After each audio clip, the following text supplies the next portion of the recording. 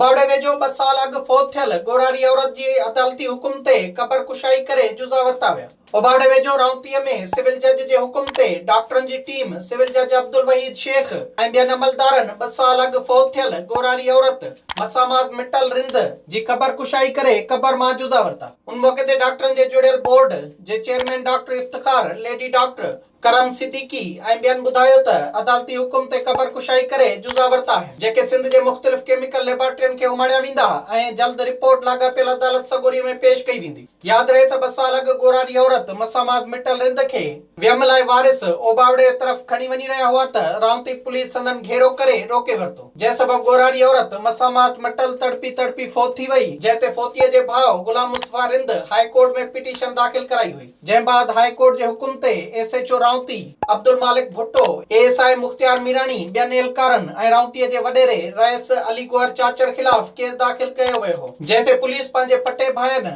ऐं वॾेरे ख़िलाफ़ कार्रवाई बजाए केस खे सी क्लास करे समरी ओबावड़ो कोर्ट में पेश कई हुई। जंहिं बाद फरियादी धुर्बे ओबावड़ो अदालत में पहुची दावूं कयूं त पुलिस ऐं वॾेरो असांजी गोरारी औरत मसामात मिटल रिंद जा कातिल आहिनि, जवाबदारनि खे आज़ाद न कयो वञे। जंहिं बाद ओबावड़ो जी अदालत केस सी क्लास न कयो ऐं फौती औरत मसामात मिटल रिंद जी केमिकल एग्ज़ामिनेशन जो हुकुम ॾेई छॾियो हो, जंहिं ते अॼु क़बर कुशाई कई वई। विज़िट कयो अवामी आवाज़ मीडिया ग्रुप जी वेबसाइट awamiawaz.pk